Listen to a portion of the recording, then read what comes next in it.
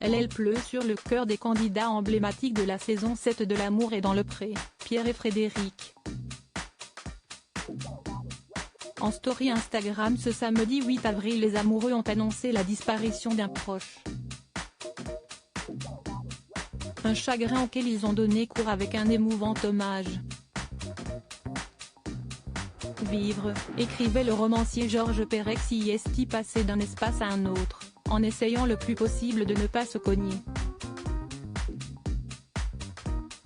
Comme leurs frères humains, Pierre et Fred, les amoureux qui se sont rencontrés lors de la 7e saison de L'amour est dans le pré essayent de survivre à ce gigantesque jeu d'auto-tamponneuse qu'est la vie. Et s'ils n'ont pas été épargnés par les drames, la maladie et le deuil se sont invités plus d'une fois dans leur famille, le couple gersois, à la tête d'une exploitation d'Armagnac et d'une maison de haute, tient bon la barre. Ils trouvent leur force de vie dans l'amour de leur zèbre, leur fils Gabriel, ainsi que dans les solides amitiés nouées au fil des saisons de L'amour est dans le pré. Ainsi le dernier salon de l'agriculture a fait le bonheur des amoureux et de nombre de leurs comparses devenus comme des membres de leur famille, et tant pis pour ceux qui n'auront pas apprécié l'esprit de celle qui tient à la réputation de l'émission et que ses détracteurs appellent désormais Madame Armagnac. Fred, elle, a décidé de revendiquer le nom, le portant avec fierté, comme on porte un titre de noblesse.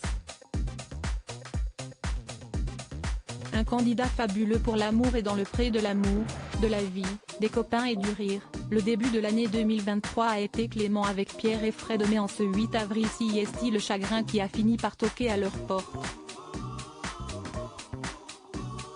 En story Instagram, le producteur et l'épaisse chevelure a pris la parole, lui qui d'ordinaire la laisse à son épouse.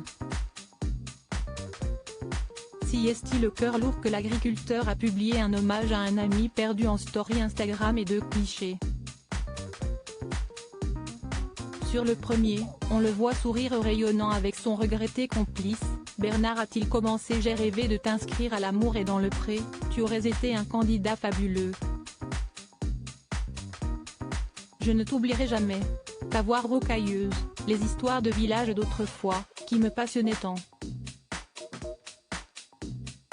Sur le second cliché ô combien symbolique, un pied de vigne.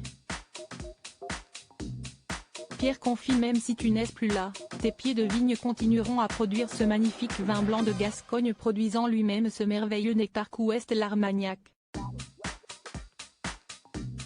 Des chœurs basques ont accompagné l'hommage bouleversé de l'agriculteur.